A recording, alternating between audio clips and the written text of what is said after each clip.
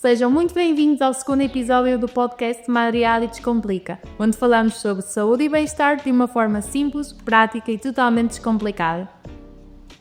Hoje vamos falar sobre um tema que gera muita curiosidade, muitos mitos e também alguns medos, a medicina estética. Fomos à rua perguntar às pessoas o que achavam da medicina estética e as respostas foram incríveis, algumas muito comuns, outras cheias de mitos que vamos aqui desmistificá-los. O botox e o ácido hialurónico é algo que fica permanente na nossa pele ou sai com o tempo? Eu não sei, não estou dentro do assunto, mas eu acho que sai com o tempo. Com que idade é que tu achas que começamos a fazer procedimentos estéticos? Eu sei que há pessoas que menores de 18 já começam, só que eu penso que deveria haver a partir dos 18 só. Com que idade é que acha que as pessoas começam a fazer tratamentos de medicina estética? E eu acho que pode-se fazer em qualquer idade. Tem medo de fazer algum tipo de procedimento estético e de ficar artificial? Tenho, porque a gente tem que confiar no médico para isso, e isso é uma das coisas que tenho receio. Temos que confiar nas capacidades técnicas de quem está a trabalhar para realmente conseguir perceber aquilo que nós queremos, que eu acho que é a parte mais difícil, perceber aquilo que a paciente quer, ou o homem, neste caso também, e adequar-se àquilo que, pronto, as duas que é possível e o que o doente quer, pronto. Hoje temos dois convidados muito especiais. O primeiro já esteve connosco no nosso podcast sobre câmara hiperbárica, é um dos diretores clínicos da Clínica Madriali, médico de medicina geral e familiar e medicina estética. É também uma referência na área dos tratamentos capilares e emagrecimento, que tem estado muito em alta aqui com os nossos pacientes. Seja muito bem-vindo, Dr. Rui Garrino. Olá. Hoje temos também connosco aqui o Dr. António, médico de medicina estética e com uma vasta experiência na área, incluindo tratamentos realizados a várias figuras públicas. Sempre com uma abordagem muito ética e muito natural. Muito obrigada por estar hoje connosco, Dr. António. Obrigado.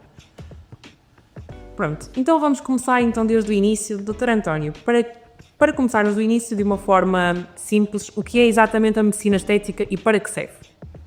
A medicina estética é uma área mais recente, que nos últimos anos tem ganho mais protagonismo cá em Portugal, mas é focada essencialmente na melhoria da autoestima, do bem-estar. As pessoas hoje em dia procuram sentir-se melhor com elas próprias. Um exemplo muito simples era, há uns anos atrás, uma pessoa que é 50 anos já é considerada velha, não é? E hoje em dia existe aquela preocupação, as pessoas simplesmente são jovens.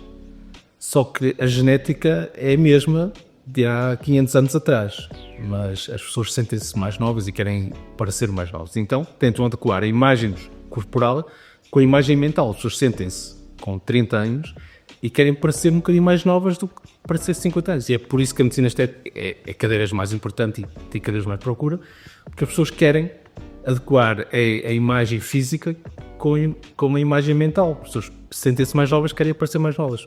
Essencialmente é isso. O objetivo da medicina estética é atenuar rugas, melhorar a imagem, disfarçar pequenas imperfeições, mas sempre com o objetivo de manter a coerência natural da pessoa. Ou seja, não é mudar drasticamente, são pequenas correções, e neste caso na medicina estética não cirúrgica, são tratamentos minimamente invasivos, com injeções, com aparatologia, mas sem alterar a estrutura da pessoa. A pessoa continua a ser a mesma, mas com um ar um bocadinho mais fresco.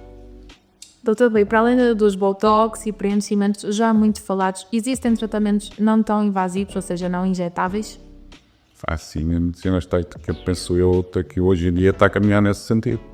É uma das tendências da medicina estética atualmente, nomeadamente as tecnologias não invasivas, com períodos de inatividade muito baixos e que têm evoluído bastante nos últimos anos. Estamos a falar da radiofrequência, dos lasers, que muita gente conhece, da ultração microfocada, tem ganho cada vez mais um papel preponderante na oferta de tratamentos para oferecer aos nossos pacientes, nomeadamente um combate à flacidez, e penso que será essa a tendência também no futuro, combinado sempre, sem esquecer os injetáveis têm um papel importante também no tratamento que podemos oferecer às pessoas. Claro, por exemplo, eu agora até me surgiu uma dúvida.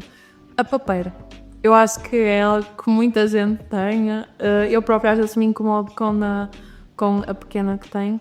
Ou seja, há o que fazer sem ser injetável, sem ser invasivo. Por exemplo, nomeadamente as 3 tecnologias que eu acabei de falar, a radiofrequência, microbilhar tem papel preponderante, também e lifteira, tem no educação, temos essa tecnologia aqui na clínica, que é a ultrassom microfocado, tem resultados muito interessantes na área da papal, e o próprio laser de fotona, nomeadamente, tem também a sua palavra a dizer nesta área.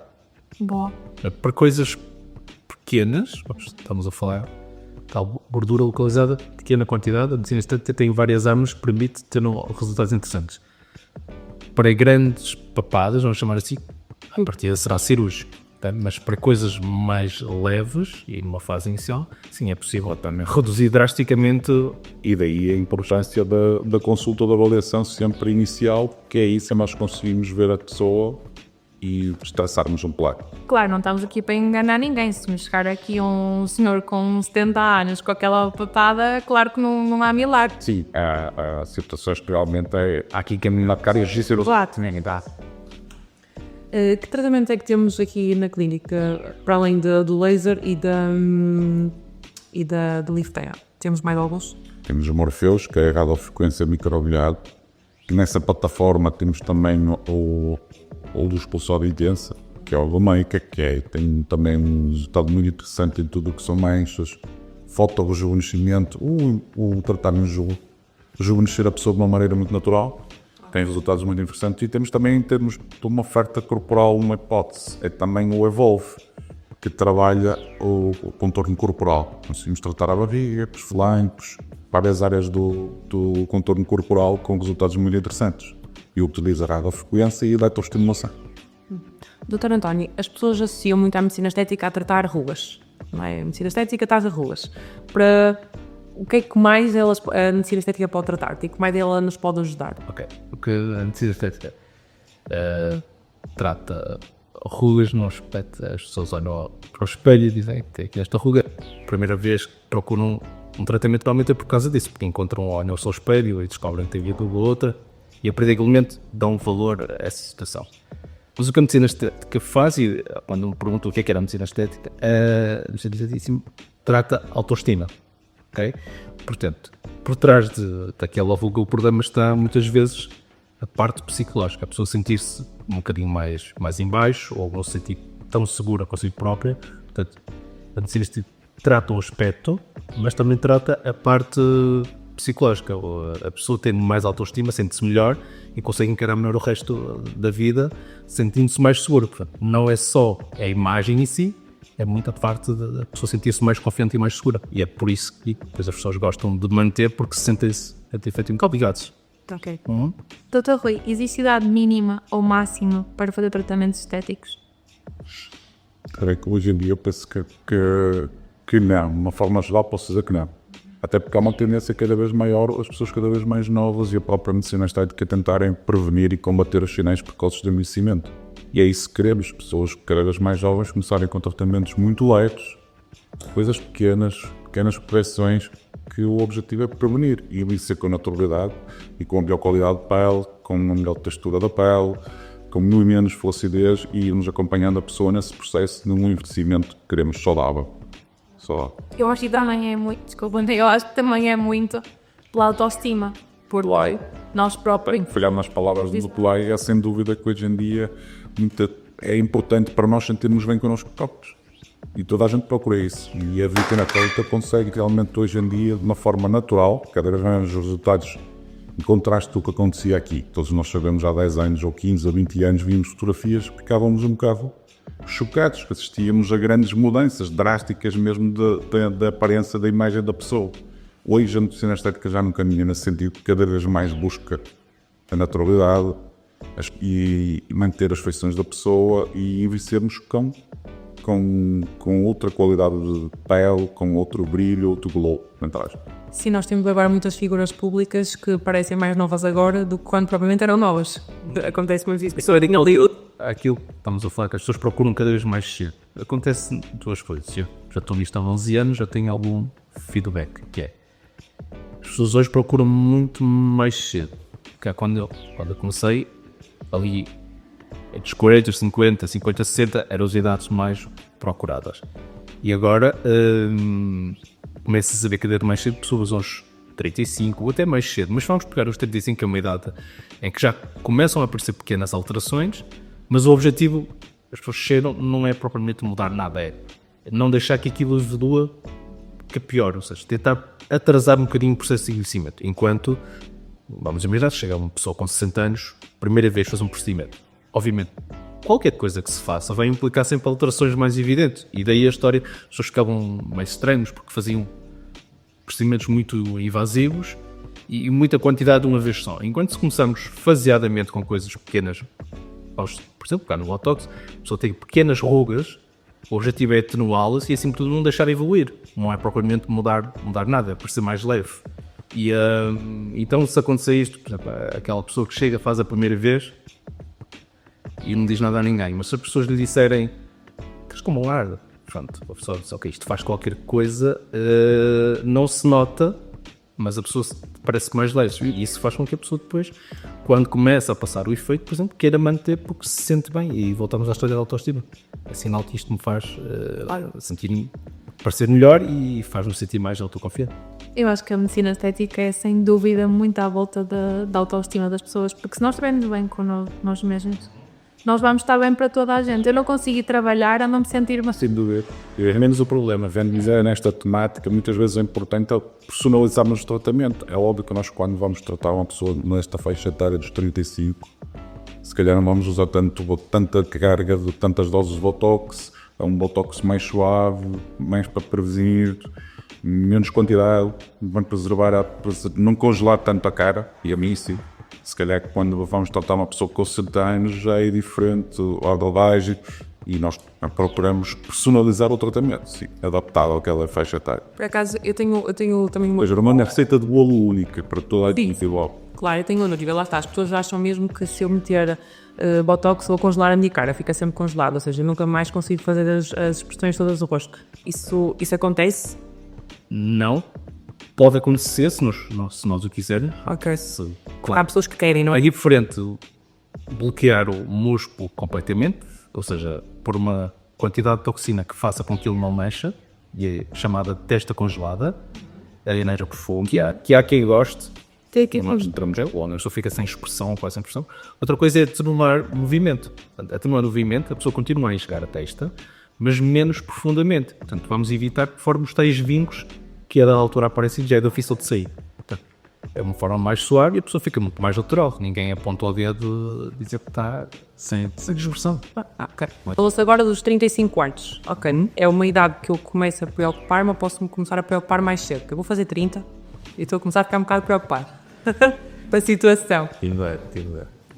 É já pequenas coisas. Mas posso começar a preocupar-me, há coisas que eu possa já fazer sem posso, então... Entre aspas, mas sim, acho que faz parte de quanto mais tempo começarmos a ter rotinas saudáveis, melhor. Nomeadamente rotinas de skincare, corretamente, de casa. E outra coisa importante que é a genética. É assim, não há duas pessoas iguais com 40 anos.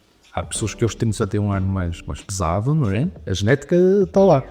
E há outras que têm um ar mais pesado. Temos que adequar a cada pessoa. Por isso é que é importante uma avaliação muitas vezes, quanto mais não seja só para fazer tratamentos de skincare. Portanto, o protetor solar é fundamental desde sempre, ok? Está mais provado que é o que mais envelhece a pele e é uma coisa que todos nós temos de fazer. A genética é difícil de combater porque não há, mas os fatores sistemas podemos ajudar alguém. E estava a volar no listo. Sim.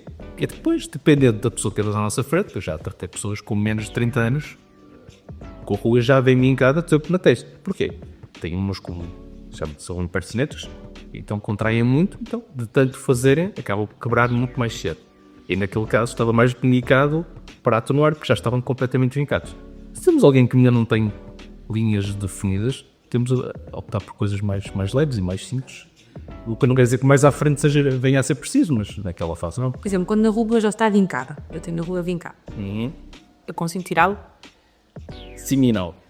A minha conseguimos atenuá-la drasticamente, só com a toxina, mas muitas vezes quando temos vincos já definidos é preciso preencher, é preciso algum cuidado, tem riscos, obviamente, mas preencher a linha Eu gosto de dar o exemplo como se fosse uma estaladela na parede, quando tem aquela racha, não é? Que é preciso ir lá disfarçar, é igual. Conseguimos atenuar bastante. A 100% é difícil, mas a melhoria 80% a 90%. É isso, temos que começar cedo para não romper. Tá, Miguel, não brincar. Mas por acaso, isso que tocaram da skin tag, o protetor solar, eu acho isso muito importante porque há pessoas que não fazem isso e querem ir logo para tratamentos. E acho que o primeiro passo está em casa, também, porque sem a. Eu com mais ajuda. Claro. Aliás, eu acho que a medicina estética caminha muito também numa base holística mesmo, que não é só tratarmos por fora, tratarmos também por dentro. Pensarmos também na consulta cedo para isso, abordarmos como é que é os padrões de vida daquela pessoa, as rotinas que tem aquela pessoa em termos de nutrição, do exercício, da qualidade de sono, suplementação, pode ser importante. Factor moral também entra aqui um bocadinho, acompanhar as diferentes fases, por exemplo, na mulher, todos nós sabemos que a menopausa tem um papel importante no envelhecimento. Se for muito drástica, nós podemos ajudar ou indicar análise, pensando em outras formas de tratamento mais personalizadas em termos de suplementação. E isso também faz a diferença, isso também é medicina estética. E acho que a medicina estética caminha nesse sentido, holístico, uma abordagem integrada de self-help. Acho que ainda um grande mito da medicina estética é botox e ácidos hialurónicos nos lábios. Eu sinto mesmo isso e acho que é geral. Existe mesmo esse estigma em medicina estética, é muito mais que isso. É muito mais tratar do sombrio. Hoje em dia, Injetar. isso não é completamente errado, porque se andar nos 20 anos atrás, essencialmente havia a toxina e o ácido hialurónico. Mas hoje em dia existe uma panóplia de tratamentos, materiais diferentes e com outra qualidade que não havia na altura. A abordagem hoje também é muito diferente. Na altura também trabalhava-se em trocas com que sim. E se calhar esse mito das pessoas parecerem todas iguais vem daí, porque realmente também não havia grandes opções. Se pegarmos no ano 2000, por exemplo, os materiais eram muito mais limitados. E mais permanentes, desculpa-me. E acabaram por ser, os permanentes acabaram por ser proibidos. Eu ainda hoje tenho uma outra paciente, anterior a 2008, que fizeram o procedimento anterior a 2008, em que os preenchimentos permanentes eram permitidos. Hoje em dia são proibidos, pelo menos em Portugal, na Europa são proibidos. No Brasil e em alguns países da América Latina ainda são permitidos. Na altura, eles pareciam fantásticos. Porquê? Era supostamente definitivo. Portanto, a pessoa faz hoje e vai ficar sempre. Não vai ter que estar sempre a voltar a preencher no pequenos lábios, por exemplo. Sim. Está a preencher. O que é que se percebeu? O que parecia fantástico, não é? E até mais barato, aquilo é permanente, é como ter um plástico. O que acontece? O nosso rosto muda com o envelhecimento e aquilo permanece igual. E, portanto, não acompanha o processo de envelhecimento. E depois, outra situação que foi, caso de rejeição, pode acontecer. E quando estamos a falar de um preenchimento permanente, é um problema para a vida, porque tem um produto que está permanentemente a provocar uma reação e nós não temos forma de o remover, não sei, cirurgicamente, e mesmo assim não consegue tirar tudo, ficam sempre lá as chatices. Portanto, isso foi completamente proibido porque deu muitas chatices. Mas na altura, quando se começou, e os médicos que o faziam porque achavam que era a melhor opção e era o que havia. Entretanto, começaram-se os casos maus, acabou por ser proibido. Portanto, isto é toda uma evolução. Não quer dizer que haja coisas que nós hoje estamos a fazer e daqui a 20 anos dizer, ok, isto foi errado, mas o estado da arte neste momento é este, nós temos de trabalhar como temos. Mas entretanto vão surgir novas coisas, cada vez melhores e talvez menos invasivas. Portanto, isto está sempre a evoluir e nós hoje claramente estamos melhor do que há 20 anos atrás. Sim, para cá, essa foi uma das perguntas de rolo que nós fizemos e há muitas pessoas ainda que acham que qualquer coisa que eu coloco no rosto, botox ou ácido, que é permanente, vai ficar com o resto da minha vida e que até têm medo de fazer e que até nem vão fazer medicina estética porque acham que, ok, se aquilo ficar mal feito eu vou ficar com o rosto deformado para sempre. Então esse mito venha das ligamento. Com passagem, as pessoas vão falando, mas sim, hoje em dia isso não é um risco, não é? Tudo é reabsorvível, tem produtos que demoram mais ou menos tempo, mas em princípio vamos supor que alguma coisa corria menos bem. Grande parte das coisas nós conseguimos removê-las e aquelas que não conseguimos remover imediatamente, com o passar do tempo acabaram por desaparecer completamente. Portanto, não será um problema. São biodegradáveis. Okay. Ou seja, há um produto que eu posso utilizar para remover o que já lá está. Sim. No caso do ácido hialurónico, sim. Ok. E aliás, conseguimos Desfazer-se um detergente, mentira nova. Ok? Depois aí esvoaça o algodão. Eu acho isso ótimo, que assim as pessoas não vão ter tanto. Aliás, até Isso A prática clínica muitas vezes surge nos casos desses, não é? Então, que se parecem pessoas que fizeram tratamentos e que às vezes é preciso ir lá tirar a ver, estão a ver se ácido hialurónico está em excesso ou está a rejeitar mal ou cria às vezes uma reação é raro, não pode acontecer de rejeição ao ácido hialurónico um nódulo e aí tem que ser removido. Eu, por exemplo, se marcar uma consulta de avaliação, consigo fazer logo a seguir o procedimento? Ou por norma é sempre melhor ir pensar para casa? Situações simples, o autópsia é uma coisa que realmente conseguimos fazer na hora, falar com a pessoa, fazer o plano na pessoa. Agora, há situações, outro tipo de tratamentos que às vezes a pessoa gosta de pensar, refletir um bocadinho e vai para casa, depois pode ser feito depois, ou então depende da logística também do tratamento. E daí já aqueles tratamentos são mais demorados, que exigem que seja feito um agendamento para podermos trabalhar bem na logística desse procedimento com a pessoa e estar tranquilo de fazer o procedimento com toda a segurança que ele exige. Ou seja, é sempre necessário uma consulta ou de avaliação médica, ou eu posso ligar, por exemplo, à recepção e dizer que quero marque-me aí um ácido hialurónico ou marque-me aí um botox. Esse neonatal, penso eu, a consulta de avaliação por ele. Gosto de dizer, as pessoas fazem isso. Depois fazem, é por isso que eu estou... Mas depois está dependente da avaliação. A avaliação vai sempre... Em princípio, já pode ter uma toxina, não haverá quase nada em um contraponto. Mas de preenchimento, várias vezes as pessoas pedem-nos coisas que nós sabemos que vai dar errado. Que é preciso dizer. Tem que haver um senso de dizer que não. Isso acontece muito nos lábios, por exemplo. Há pacientes que fazem preenchimento de lábios e depois habituam-se e querem mais. E nunca estão satisfeitas. E a da altura é preciso saber parar ou ter a força no lábios. Não é fácil, tá bem? As pessoas insistem muito. E acredito que às vezes até percamos os clientes. Porque se nós não colocamos, vai haver quem coloque lá por já perdi 2 ou 3, pronto. Muito nesse sentido, uma delas aquilo volta anos mais tarde, mas nesse sentido que criou aquela história de eu quero porque eu pago, ok? Mas depois aquilo pode jogar, falando de nós próprios, em contraponto. Você faz um preenchimento exagerado. Alguém de bom senso que veja, se a pessoa comentar, olha, fiz no sítio A, B ou C, aquilo é contra nós, claro, temos de ter consenso e ir até ele deixamos que é razoável. Mas sim, há pessoas que por elas faria mais, tem que ter o senso de dizer não ou tentando explicar, porque por isso as pessoas veem muito o Instagram hoje em dia, uma boa e má, porque também mostra pessoas muito perfeitas, ou então as pessoas acham que o mesmo tratamento feito na pessoa A que dá para fazer na pessoa B exatamente igual. Os rostos não são iguais, não é mais redondo, outro é mais oval, e tanto há tratamentos que vão ficar mal numa pessoa e noutra ficarão bem. Temos que saber dizer não. Na verdade, se a pessoa fizer, depois vai ficar insatisfeita e depois é o dobro do problema, porque então tem que haver esse conceito. Portanto, a consulta é fundamental. Portanto, o médico não está ali só para fazer o procedimento. Está ali para fazer o procedimento, mas tem que concordar e achar que aquilo é viável naquela pessoa. Não é só eu faço porque eu tenho dinheiro e vou pagar. Não é assim. Claro, ainda bem que não é assim.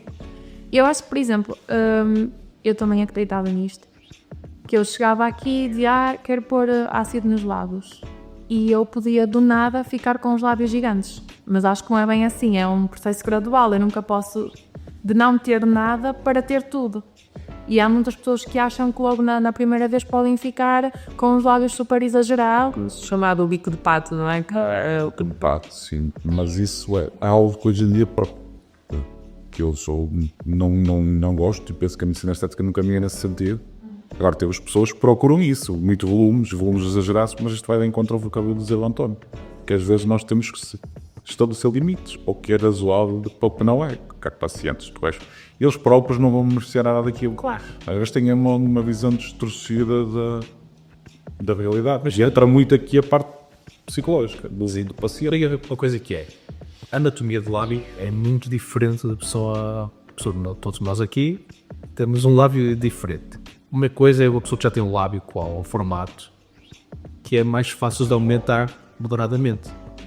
Aquela pessoa que tem o lábio reto, muito dificilmente invertido, vai ter um lábio aquele lábio Angelina Jolie. Muito dificilmente, por mais que se vá fazendo faseadamente, a anatomia, a memória está ali. Não é possível. Vai melhorar moderadamente, mas não dá para comparar. Então, às vezes acontece, duas amigas que vão fazer lábio, isto acontece, o que é que o dela ficou melhor que o meu? E a anatomia da base dela facilita-las em tratamento para ficar mais harmonioso, mas as pessoas não são iguais. Portanto, aquela coisa de olhar para o Instagram, eu quero uns lábios desse. Vai ser. Ai, aposto que muitas chegam com uma foto do Instagram, do Pinterest. Mas olha, a minha se culta muito. Mas então, eu para ficar com a boca de bico de pato, tenho que injetar muita quantidade. Depende, se for um lábio, lá está, como estava a dizer António, tendo em conta a anatomia do lábio da pessoa. Se for uma pessoa que já tenha um lábio volumoso, se injetarmos a mesma quantidade numa e na outra, se calhar a outra pessoa vai ficar com o lábio muito volumoso e não precisa tanto da quantidade, essa pessoa, e a outra que se calhar tem um lábio mais fino, mais retilinizado, invertido muitas vezes, e às vezes para corrigirmos e termos algum resultado precisamos de quantidades maiores, mas tem que estar preparado o lábio também para receber essa quantidade. Claro. Mas, por exemplo, há diferentes técnicas de aplicar um ácido hialurónico nos lábios? Há várias. Pois, porque eu acho que também deve depender disso, também se ficarmos com o bico de pato, se ficarmos com os lábios mais para a frente, se ficarmos com os lábios mais para cima, acho que também deve depender da técnica. Mas depois não como anotar-se sim, uma linha branca. Sim. Tipo, ele fica tal Contorno. É nível de contorno. que se nota essa linha branca na zona. Sim. Isso tem a ver com a migração do produto. Para toda para essa zona, tem a ver com a técnica, lá está, tem a ver com a anatomia do lábio. E pode ser feita com cânula, pode ser feita com agulha, há várias técnicas. Tem que ser adaptado para a própria pessoa, dependendo do que precisa. Mas sim, vocês provavelmente estão a falar, se fala muito da Russian Lips, não é? Que as pessoas falam. Técnica de palitos. Na verdade é bastante interessante, mas se for em exagero, depois faz aquele volume, exatamente. Que dá muita altura. Que fica sem. Pois, é que dá precisamente muita altura e acho que até a própria sombra fica a parecer aquele... Duck face. É verdade. Ou seja, isto tudo para chegar ao ponto. Quem faz medicina estética é possível ter resultados naturais e discretos. Sem dúvida, parece que caminhamos totalmente nessa, Eu acho que isso é o objetivo nesse caminho. de toda a gente que está a fazer medicina estética. Já há um conceito de medicina regenerativa, não é? Sim, está cada vez mais em voga, toda a gente fala-se, por exemplo, nos polinucleótidos que estão a surgir, os exossomas. Basicamente são produtos que injetamos e que levam, são fragmentos de DNA, mas que levam tipo uma mensagem para as células e essa mensagem passa por uma mensagem de reparação e que leva as células a produzirem colagênio e elastina.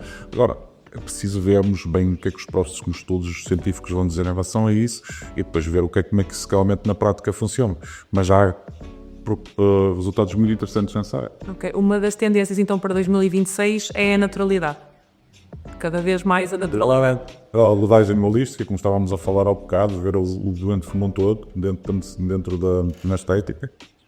Como eu falei, suplementação, rotina de sono, nutrição, a parte hormonal, de enquadrar com a faixa etária da mulher, por exemplo, e do homem também, andropausa no homem, menopausa na mulher, e acompanharmos e ajudar a pessoa a envelhecer com uma forma harmoniosa. Sim.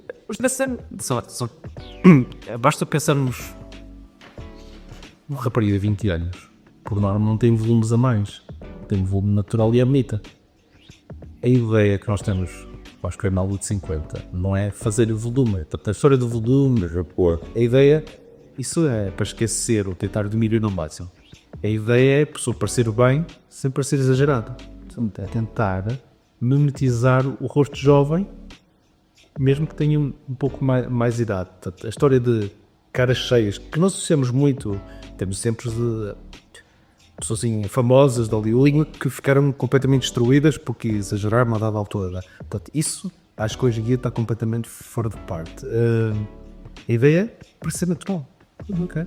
E os materiais que estão a surgir, e quando estava a falar os polinucleótidos, a ideia é regenerar sem dar volume, só regenerar a pele, para ele ficar mais resistente, mais forte, sem alterar estruturalmente nada. Acredito também que entra no conceito, uma das tendências que foi falado mesmo agora, que os ingleses chamam rejuvenation, que é os mais novos começarem a ter estas rotinas de skincare, mais a Botox, que é que tens quantidades mínimas de Botox para ir prevenido, melhorar a textura da pele com skin boosters, pode ser ácido hialurônico em quantidade, não tão, uma concentração não tão alta e não reticulado, que é mais fluido, espalha-se que não que os tecidos, mas tem uma função diferente, que não é volume, mas é a hidratação e estimular o colagênio, os bioestimuladores, colagênio. Também a ideia para ser com tratamentos menos invasivos, mais da prevenção, do que propriamente na alteração. Até que muitas vezes há muitas pessoas que há 5 anos atrás, por exemplo, colocaram implantes mamários, exagerado, e que agora os estão a tirar, porque já não se identificam. Também acho que a sociedade já não se identifica tanto com isso. A moda vai adiante. Sim, é como it today, Opa! é como a roupa, exato.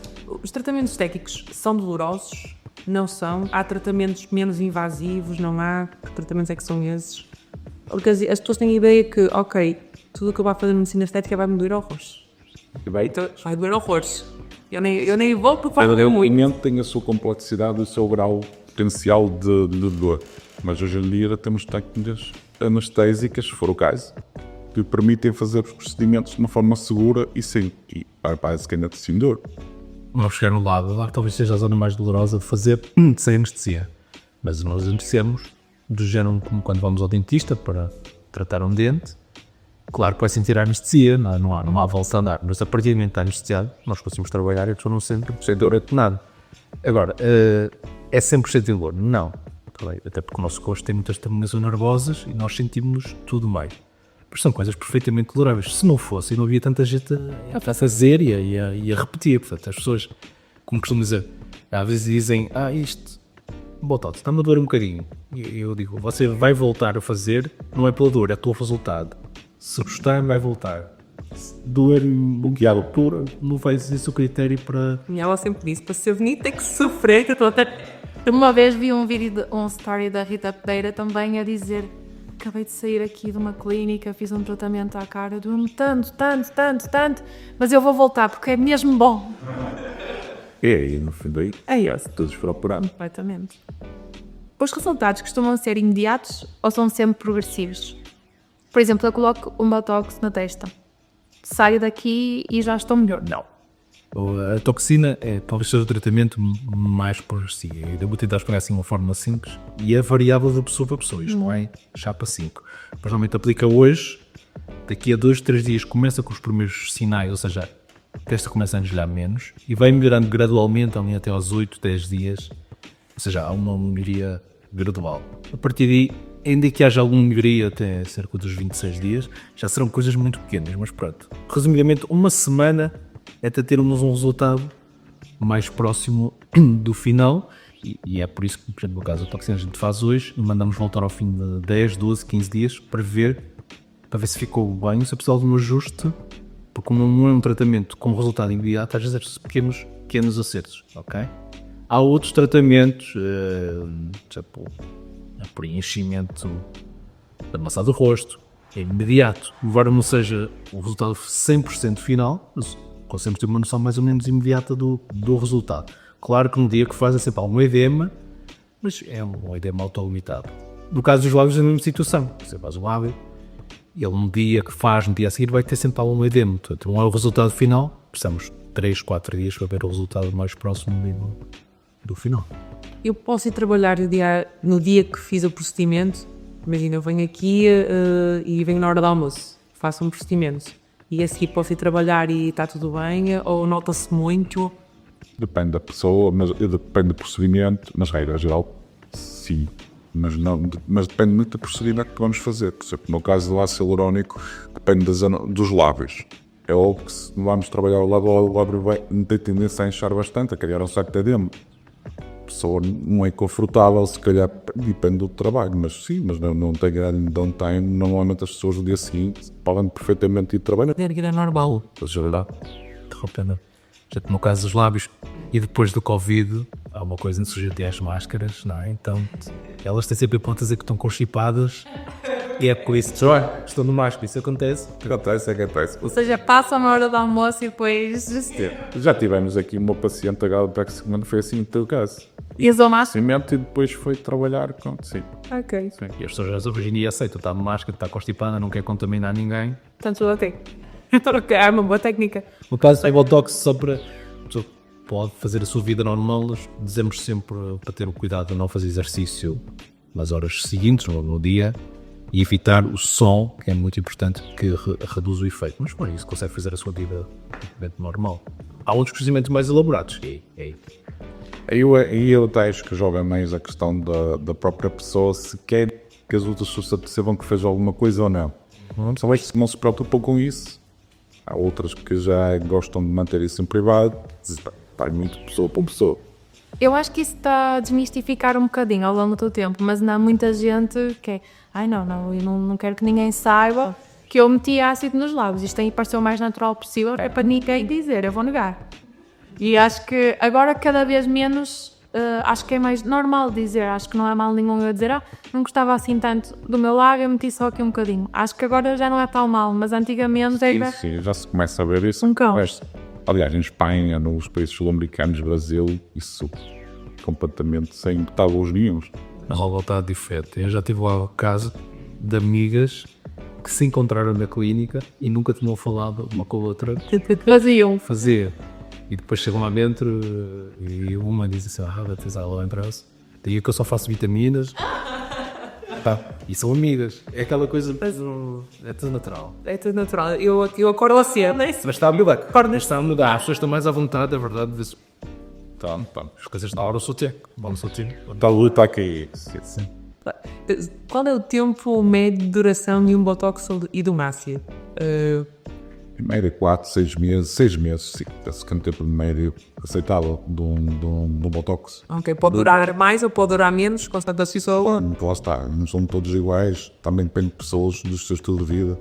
Por exemplo, quem faz muito desporto, se a atividade física intensa, normalmente tem tendência a que o Botox dura um bocadinho menos.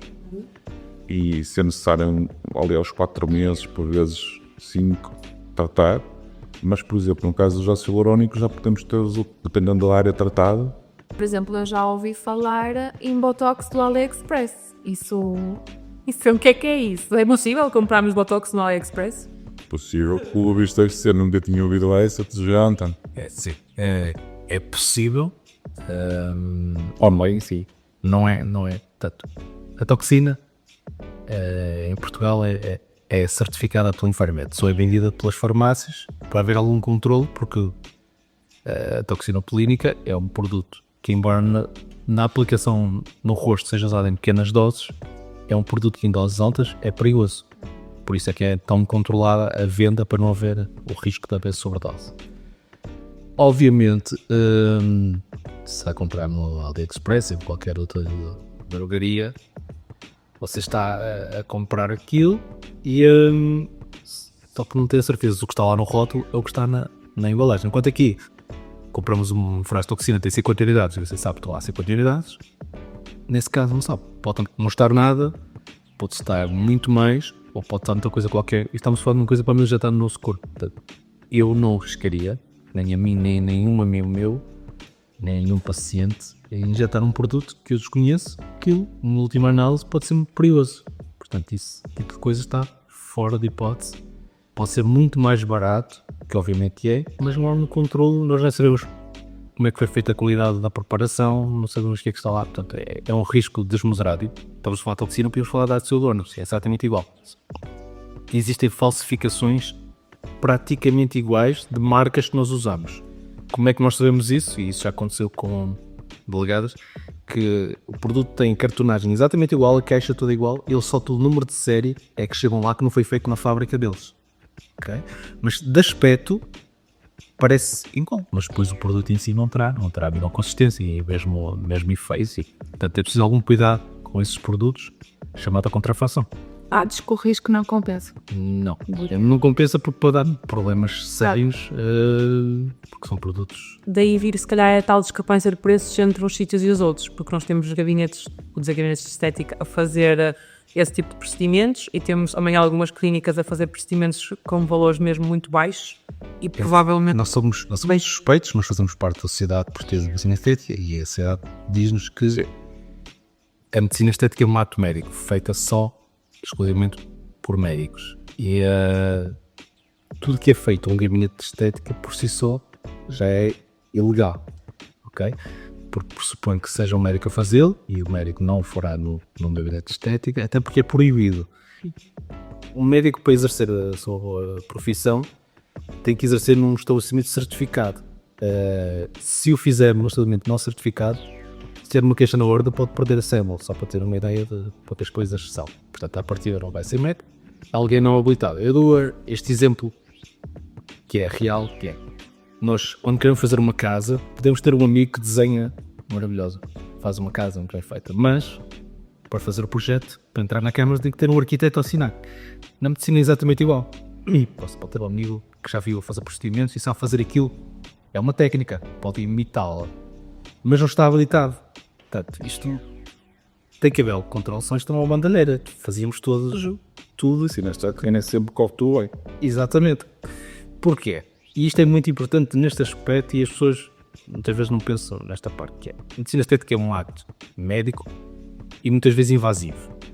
E como qualquer técnica invasiva, ao fim de dezenas ou centenas de vezes, vai haver qualquer coisa que vai correr menos bem. Faz parte, o erro humano faz parte. E aí é que é importante. Portanto, o médico não é só importante para fazer o procedimento, claro que é importante, mas é importante para resolver as coisas que correm menos bem. Para isso é preciso formação e estar à vontade, porque é preciso uma série de cuidados. E as pessoas, quando vão a esses gabinetes, que é um bocadinho mais barato, porque não há fatura, porque por essas coisas todas, não é? Estão a comprar a parte do tratamento e até vamos supor que o produto até será em condições. Mas a parte dos riscos também lá está. E quando corre menos bem, pois as pessoas têm que recorrer a alguém, porque essas esteticistas ou gabinetes seja, não terão, é normal, não terão as capacidades para resolver. Claro. E já recorrem. Do ácido hialurónico, por exemplo, se uma intervenção atempada, tem que ser, o médico tem que ter uma base científica e estar preparado para intervir nessas situações que essas pessoas não têm. E que o caso da ácido hialurónico, imaginamos um exemplo muito prático, se já estamos numa artéria com esse produto, com esse material, o ácido hialurónico, podemos levar uma oclusão, não é? Dessa artéria. Não passa o sangue. Leva a uma necrose, o tecido fica sem sangue, sem oxigênio, pode levar à morte da pele, digamos assim, atrás-nos. E isto tem que ser invencionado dentro de uma janela temporal relativamente curta, por até 8, 72 horas. E o médico, não há um médico de medicina estética, está preparado para intervir nessas situações e resolver a situação e levar as coisas a bom porto. Seja com a hialuronidase que falámos há bocado, seja com a hiperbárica também, com outros produtos farmacológicos também que têm que ser usados no protocolo de intervenção nesses casos e conseguimos garantir o que é, acima de tudo, a segurança do paciente.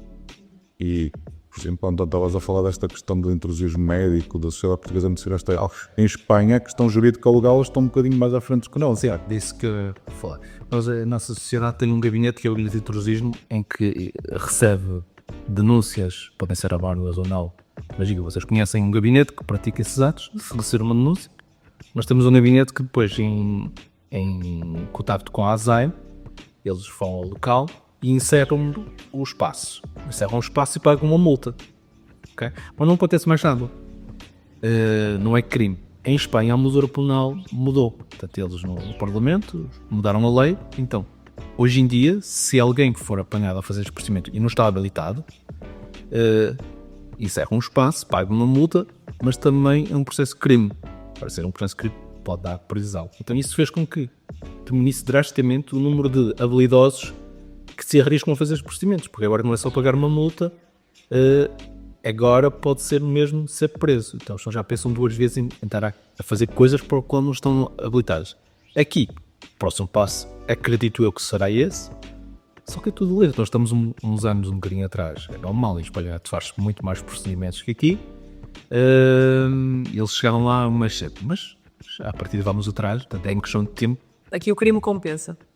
assim, eu fecho o estabelecimento, pago uma multa, se a multa nem for assim por aí além, e o que isto não sei se O penal, na próxima. se a multa penal mudar, se não doutor, essa não é exceção. As pessoas ainda podem pensar, e há muito isto, porque às vezes ouvimos muito isto, que é, lá estão os médicos com o seu lobby, são muito poderosos, a querer controlar isto tudo para mais ninguém fazer.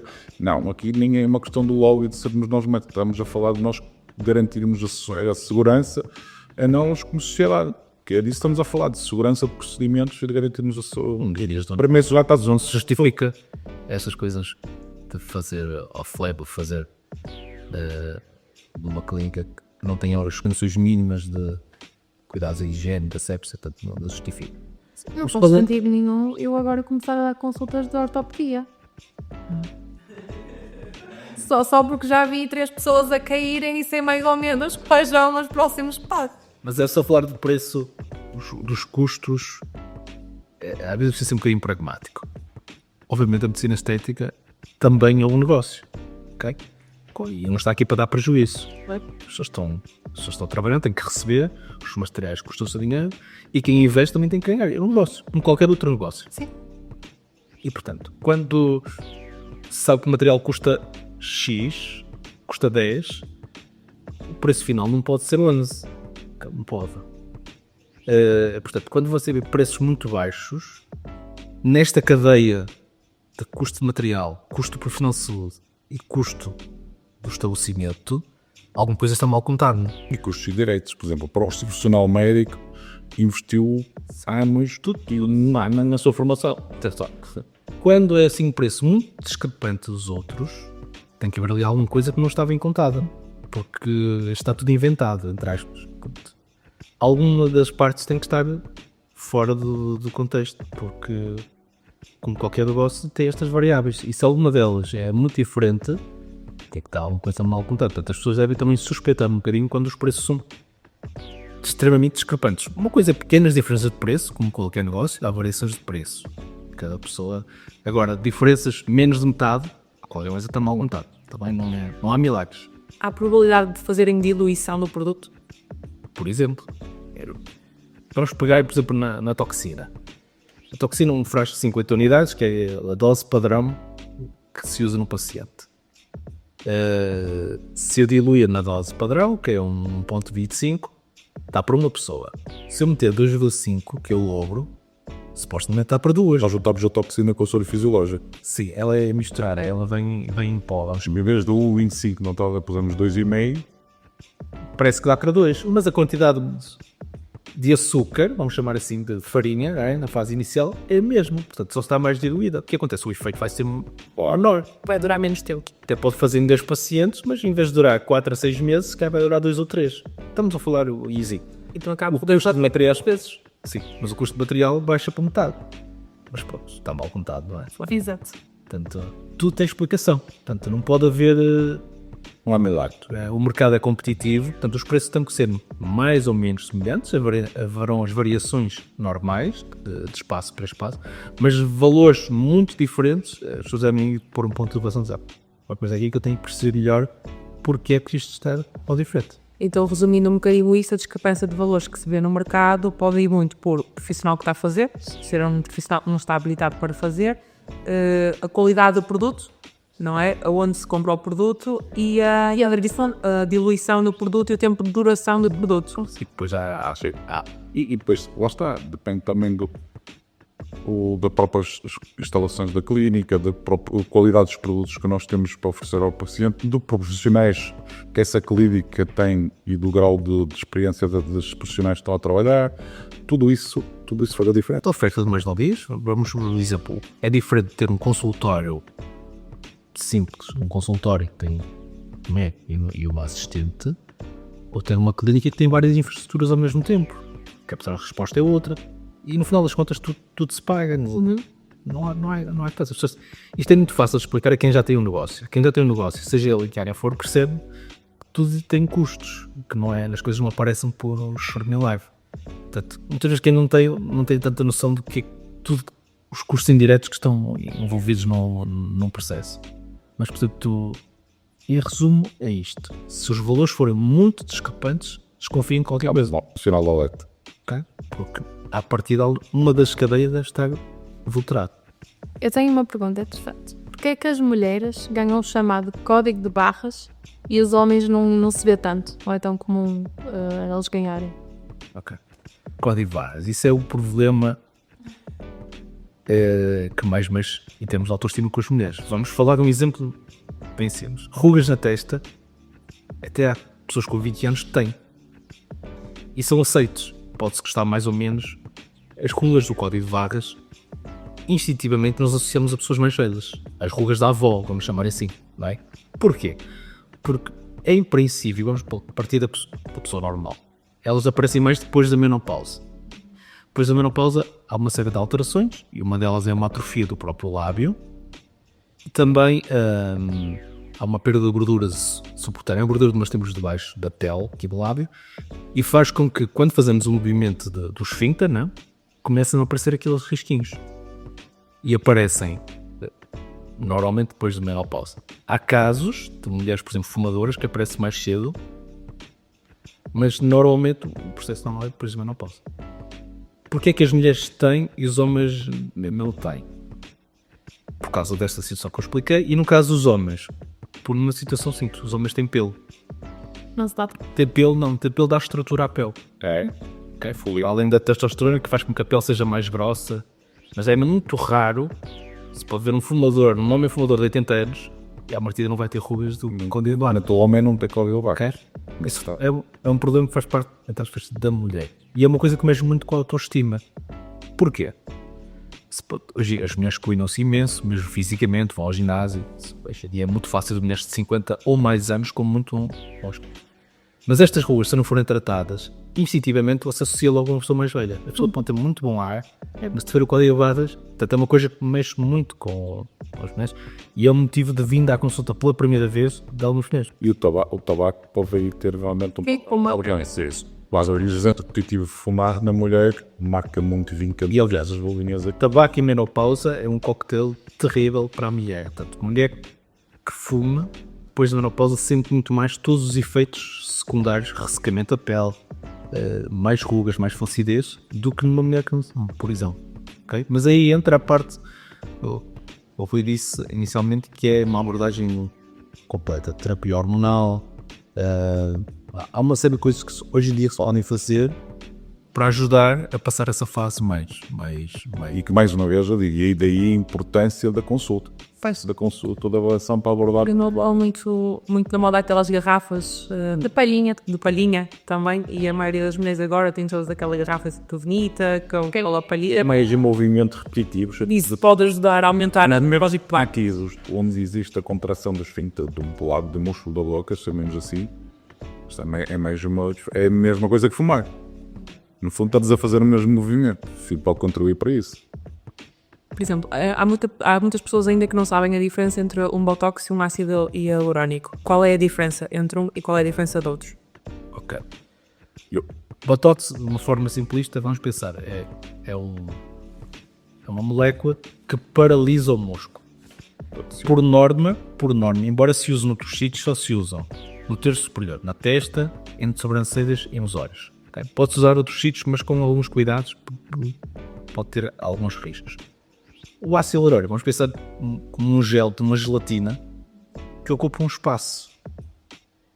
E dentro do ácido hialurônico, obviamente, há muitas variações. Estou a falar de um ácido hialurônico espesso que preenche os lábios ou uma maçã de rosto. Dá estrutura. Mas existe ácido hialurônico só para hidratar. Okay? Que não preenche, só devolve hidratação à pele. Chamado Skin Booster. O exemplo da maçã fresca. Tem uma maçã fresca e ela parece que a pele vai toda esticadinha em brilhante. Ao fim de uns dias ela começa a engelhar, não é? Se ela tem muito tempo, começa a engelhar. O Skin Booster, no fundo, que faz envolver sumo à maçã e ela volta outra vez a ter mais hidratação. E por coisa está em brilho, luminosidade, o Primos é que há, tanto no botox como no ácido.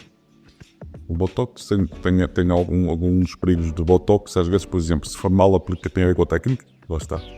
Se for uma dose exagerada e uma má técnica de aplicação, pode causar a descida da pálpebra, que é isto nós chamamos de ptose palpebral, mas pode descer a pálpebra. E aí, sim, depois é chato, vai se resolver. mas não temos uma resposta imediata para aquela situação. Ao fim de 3 a 4 meses o músculo começa a ganhar função outra vez e a situação acaba por se resolver. Já o ácido hialurónico, o perigo do ácido hialurónico, foi essa a pergunta também se queres. Me fizeste, é muito aquilo que eu falei há bocado, o ser mal aplicado ou às vezes ou na artéria ou uma quantidade exagerada no determinado local que faça compressão na artéria e que interrompa o fluxo vascular do sangue e do oxigênio, e aí pode levar a alterações da pele, morte da parte. Desculpa interromper-te, mas eu tenho ideia mesmo das minhas pacientes que elas acham, quem nunca fez, que o Botox é mais perigoso que o ácido hialurónico. E não é. Não. Claramente, a toxina, o único risco que tem a má aplicação, ou seja, a má técnica de quem fez, e ainda que fique mal, ao fim de uns tempos resolve-se. Não há nenhum problema, não traz para a saúde. E às vezes pode até ser em cima da técnica, às vezes pode ser o plano, a própria condição da pessoa de receber a pele e a difusante da toxina, porque aquilo tem um raio, nós aplicamos neste ponto, mas à volta há toxinas que depois espalham, que têm chamamos de raio de ação maior do que outras, que pode apanhar mas isso às vezes já é individual, pessoa por pessoa, depende também da anatomia da pessoa. Mas não será, será só estético. Ou seja, não há um problema para a saúde real. No ácido hialurónico existe por má técnica, obviamente, mas será resolúvel, dá para diluir, para retirar. Existe o que depois falou que é, por exemplo, uma embolia ou estourar um vaso, isso sim é um problema emergente que tem que se resolver nas horas seguintes, que comparativamente é uma coisa mais grave que a toxina. Ponto. É uma emergência que tem que ser. Sim, dar cuidado de dividir em 2 grandes grupos, que é as agudas, as anulares e as não agudas, que às vezes pode surgir, lá está. Somos todos iguais, às vezes há corpos, organismos, que agem de maneira diferente à molécula do ácido hialurónico, que podem desenvolver reações do nosso sistema imunitário, revoltar-se e agir contra a molécula. E isso nota-se às vezes ao fim de uns meses, pode dar uns certos nódulos persistentes. E lá está, nós também temos maneira de combater isso, mas sem dúvida, eu concordo com o António, o ácido hialurónico acaba por dar às vezes muito mais risco de rapidez. É ao contrário. É também. Coisas graves, vai. É mais. Ok. Vai só acelerar. Por exemplo, é uma pergunta que eu tenho muito e que já ouvi respostas de sim e já ouvi respostas de não. Grávidas e pessoas a amamentar podem fazer procedimentos estéticos, meter um botox, meter um ácido. Outro tipo de tratamentos? Sim, na parte que eu tento, sou muito conservador em relação a isso, tento, até porque não há ainda estudos que comprovem a segurança ou não da aplicação desses procedimentos, seja a toxina ou ácido hialurónico.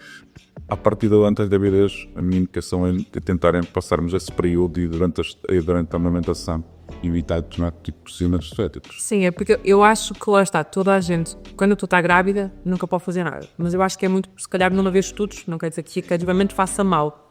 Sei, por exemplo, eu fui à Disneyland, não é? Estava grávida. Eu vou dar este estilo, não podia dar em nada. Todos eram não aconselhados a grávidas. Depois tinha aqueles que era mesmo proibido entrar a grávidas. Mas o que era não aconselhado a grávida era um barquinho simples onde iam bebês recém-nascidos. Exatamente, é mesmo que isto é transversal a muita coisa. Por exemplo, nos produtos, nos suplementos, na medicação, nos suplementos naturais. Por exemplo, chamamos colagênio, estou a falar de comprimidos. Suplementos, que não sou aquele com o suplemento de colagênio ou vitamina que tomam.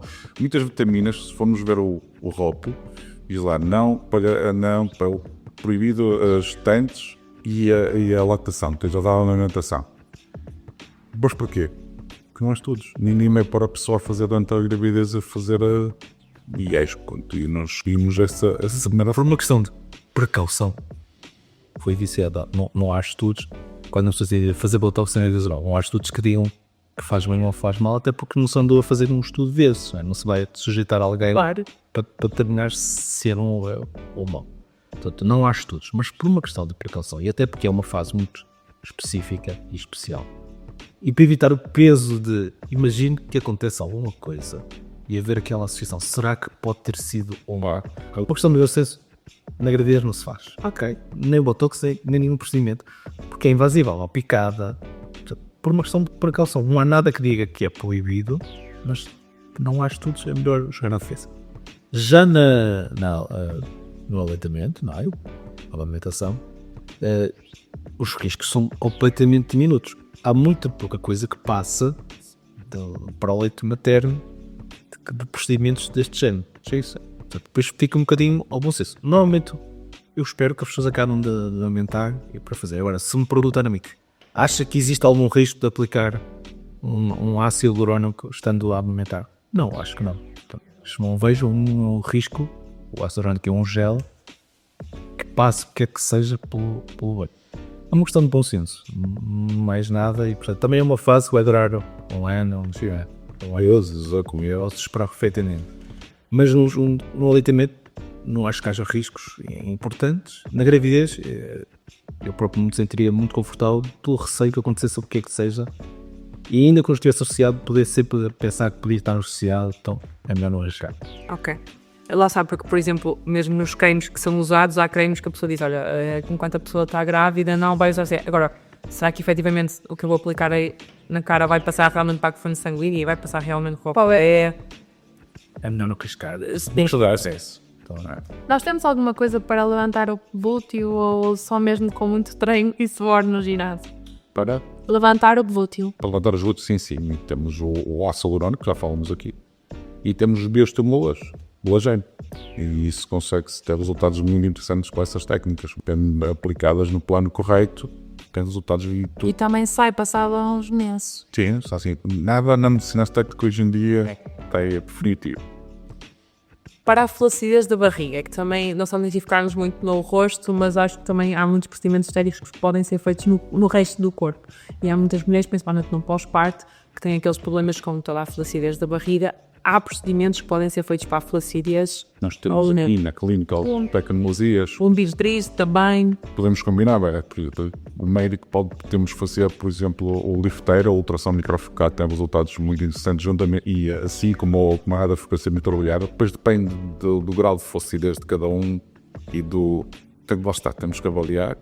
Temos também depois que o contorno corporal, resultados muito bons com a tecnologia que falei cá, senseu do Evolve, que no fundo conseguimos pôr a pessoa a fazer trabalhar as 3 camadas da pele, a gordura, o músculo e a pele propriamente dito, tecido superficial, e com quê? Com a radiofrequência, combina a radiofrequência com a eletroestimulação e tem resultados muito avançados. Já temos os bioestimuladores que podes associar.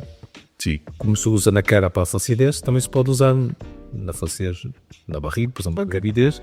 Estamos a falar de situações moderadas, obviamente. Ou em perdas de peso drásticas. Sim, com cânula. Mas aqui na Madrial tem várias máquinas e um conjunto com bioestimuladores para ter resultados interessantes. Ok. Um dos grandes problemas das mulheres, dos homens nem tanto, mas das mulheres sim, a celulite. A famosa celulite. A celulite faz parte de ser mulher. O que é que podia... O que é que podemos fazer para resolver a celulite ou para minimizar a celulite? Esse é o problema. Eu tenho atletas, clientes, são atletas e têm celulite. Okay? Também temos que tipo de celulite que estamos a falar, não é? Que sem pedeno, por exemplo, fala-se muito hoje, não é? Mas a celulite em si faz parte de mulher por causa dos estrogénios, não é? E que nas mulheres adota aquela conformação casca de laranja, não é? Que é... Então, existem vários tratamentos para melhorar e podem fazer aquilo. A alimentação é fundamental, ok? Preciso de muitos cuidados. Depois a preparação genética, reparar, voltando na história, eu tenho atletas que têm saúde e elas fazem tudo correto, até demasiado correto. Mesmo assim tem a preparação. Imagina se não fossem atletas. Qual era o problema? Falando agora, é o problema que as mulheres se preocupam. Acho que as mulheres se preocupam demasiado com a celulite. Vem mais do que o problema real. Mas sim, existem formas de atenuar, está bem? Vamos começar do mais básico, que é a mesoterapia, que é fly, radiofrequência. E existem, os próprios bioestimuladores podem-se usar na celulite, mas tem que ser avaliado caso a caso, que há muitos tipos de celulite, como o Rui falou, existe o edema, existe... Isso já tem a ver com inflamação, não é? Outras situações têm, mas a alimentação é muito importante para reduzir a inflamação, por exemplo, que é uma das causas de agravamento do celulite. Dizem-me assim, há um tratamento milagroso? Não. Há uma combinação de vários tratamentos para melhorar, mas a pessoa melhorar substancialmente. Sim. Pronto. Agora vamos ao nosso momento de mito ou verdade, onde só podem responder mito ou verdade. Eu sei que há muitas perguntas que exigiam uma explicação, mas depois no fim, quiserem explicar no fim. Então. O Botox deixa o rosto sem expressão. Mito. Quem começa tratamentos estéticos nunca mais consegue parar. Isso é mito. Mito também. Mas precisa de resposta. É perigoso mexer no rosto? Tem riscos. Isso é mito ou verdade? Mito, sim. Preenchimento labial fica sempre artificial, tipo boca de pato. Mito. Botox é só para quem já tem rugas profundas. Mito. Se parar de fazer Botox, o rosto fica pior do que antes. Mito. Homens que fazem estética ficam com rostos femininos. Mito. Eu vou mudar. Parecido. Se for bem feito, vou mudar. Eu não podia falar, mas eu sei que há como procedimento que até deixa esta parte mais acentuada, que é própria dos homens, e alguns, exato. Procedimentos estéticos doem muito. Mito. Quem faz estética não aceita envelhecer. Mito. Mas todas elas precisavam de respostas. Fazemos um tempinho. Procedimentos estéticos só funcionam em pessoas jovens. Mito. Não dá para reverter preenchimento se não gostar do resultado. Mito. Muitas pessoas exageram porque não sabem hora de parar. É verdade, vai. Mas aí é culpa do médico também. Que não diz para parar. Estética mal feita envelhece mais do que não fazer nada. É se eu deixo responder. Eu vou dizer verdade, mas precisa de explicação. Verdade, sim. Podem explicar? Por exemplo, vamos supor alguém... Por exemplo, olha, tu falaste há um bocado daquela questão dos materiais permanentes. Sim. Até pode ter sido muito bem feito na altura, no momento, mas depois tendente, mas depois pesa, os anos. Eu ia dar um exemplo idêntico que é as pessoas, e exóticos-me passando, a encher muito esta zona para disfarçar, por exemplo, o bigode chinês. Então ficava tudo cheio. Realmente não tinha bigode chinês, mas fica tudo muito pesado. Então ainda pesa mais. Então, as pessoas parecem mais velhas, na verdade tem menos sul, mas parece tudo mais pesado. Portanto, ou preencher esta zona por o chamado as bolsinhas de bulldog, que as pessoas ganham com idade, não é? Que aquela bolsinha que aparece tem a ver com a queda dos tecidos. Se preenchermos aqui essa zona, é uma estética mal feita, porque ainda vai ficar mais pesado, ainda vai parecer pior. Sim, estética mal feita, pode parecer mais feito. Já acontece muito isto e já tive casos que deixaram de fazer porque achavam que era isso que lhes estava a prejudicar. Eu coloco o Botox e depois o Botox vai embora, não é assim, diluído, e depois parece que ainda descai mais aquilo que estava antes. Isso acontece ou não? Não, é reversível. Vamos pegar aqui na testa e pensar no ginásio. Se aplica do Botox e deixa de mexer ou mexe menos, ok? Parando de fazer, ao fim de 6 meses, depois começam outra vez a mexer. E se não voltar a fazer, o músculo recupera e volta outra vez ao formato normal. É como ir ao ginásio e deixar de ir. Ok, se vocês deixarem ir ao ginásio, os músculos atrofiam. Se voltar a treinar, eles voltam a crescer. Isto é exatamente igual. Mas volta ao normal ou fica pior do que o que está? Uma questão de peso, eu falo que uma questão de gravidade, não sei. Não, o músculo, primeiro mal, aqui me interfere muito, mas o músculo em si recupera a força e volta a contrair. Portanto, é uma questão de voltar a crescer. Com a idade, isso é um problema do envelhecimento, que é a atrofia muscular. Mas isso é, que era só faz parte de cima. Com os anos, lá está certamente sangue tudo, mas o envelhecimento tem muita parte do atrofia muscular, que é preciso combater. Uma boa alimentação, por exemplo. Ok. Proteína, sim. Dr. Rui, uma das maiores preocupações que ouvimos hoje em dia é a queda capilar, tanto em homens como em mulheres.